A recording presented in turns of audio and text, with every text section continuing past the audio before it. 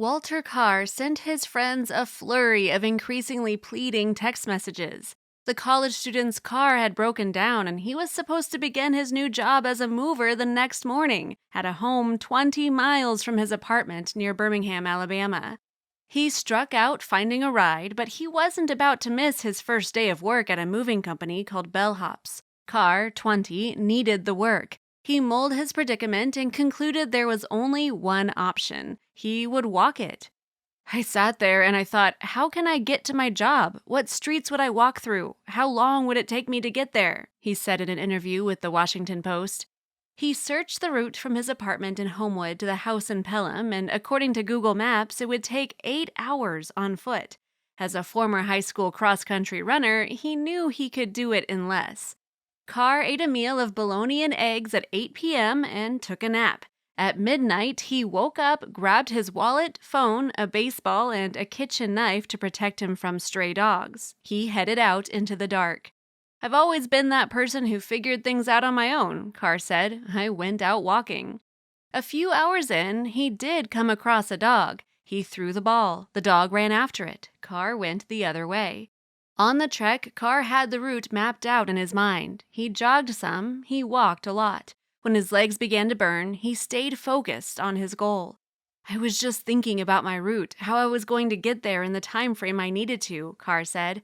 He'd had jobs in the past as a cook at fast food restaurants, but this paid better and he needed the money for an apartment he'd recently rented.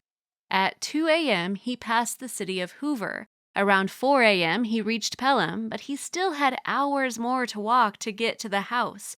He was about to enter the highway ramp, the most direct route to the job. He sat down in a bank parking lot. I decided I'd rest for a minute because my legs were killing me, he said. A police car pulled up and the officer, identified by the news site AL.com as Mark Knighton, asked if Carr was all right. Carr said yes and explained what he was doing. I said, "This is crazy, but I'm actually heading to work. It's my first day on the job," Carr recalled. The officer asked him when he last ate, and Carr told him about the bologna and eggs. Knighton offered to take him to get something more in his stomach. I said, "I just paid my rent. I have no cash on me at all," Carr recalled. Knighton told him to get in the car. The meal was on him. They went to Whataburger with some other officers, and Carr ordered a chicken biscuit. At the urging of the officers, he ordered another one, he said. Knighton drove Carr a few miles toward his job and dropped him at a church, saying it was a safe place to be. Knighton had to leave because of a shift change, but he said another officer would be by in a few hours to check on Carr and perhaps give him a ride to work. But after Carr got to the church, he became concerned he might not make it on time, so around 5:30 he started walking again. Carr was walking on a 2-lane road, and sure enough, a police officer came up and said he'd heard about him. That officer, identified by AL.com as Scott Duffy, drove Carr the last 4 miles to his job. At 6:30 a.m., Duffy walked up to the house where Carr was supposed to meet the other movers for the job and explained to homeowner Ginny Lamy what had happened. The officer told me, "I've got this nice kid in my car. He's a great kid. He's been walking all night to get to your house," Lamy said. That's when the tears started coming. I just started crying. Carr came to the door, and Lamy offered him a bed to take a nap and some food. Carr replied, "No, I'd rather get started," Lamy said. The other 2 movers from Bellhop showed up shortly after, and the 3 of them moved the Lamys across town to their new house. Everyone got along as if they were old friends, Carr and Lamy said. After the move, Carr played basketball with the Lamy's sons, ages 11, 13, and 16. Lamy said she has no idea how he had the energy for it.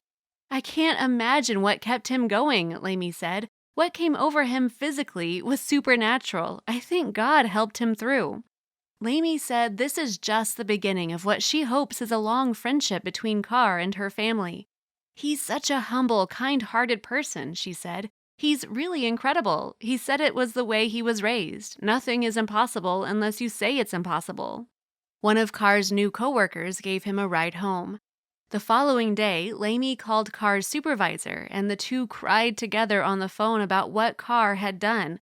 Lamy posted the story on Facebook, and it took off. She started a GoFundMe with a goal of $2,000 to help him with his car troubles. As of Wednesday morning, it had raised more than $44,000, and a financial advisor had volunteered to help Carr manage the funds. On Sunday, Carr's boss, Bellhop's chief executive Luke Marklin, called to thank him. Marklin said he wanted to meet him in person to show his appreciation.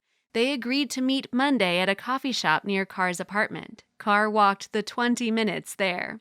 When they met, Marklin gave him his own car, a 2014 Ford Escape. He said it would be in better hands with Carr than with him. "We set a really high bar for heart and grit, and you just blew it away," Marklin told him.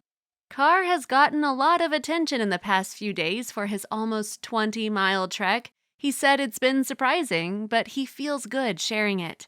"The lesson of my story is it's great to reach people. I always wanted to inspire people," he said.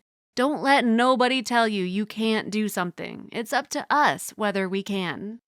The world is filled with stories going viral every single day. But how many of these sites can you actually follow? We understand that your day should start with positive stories, stories that resonate with you. And so we started JoJo Stories. Our mission is to create meaningful stories that cover everything from animals to anthropology, history to environment and lifestyle. The kind of content you read on our site will be one you'll want to share with your family and friends. We hope you'll join our growing family and be part of our community. Welcome to JoJo Stories, jojostories.com.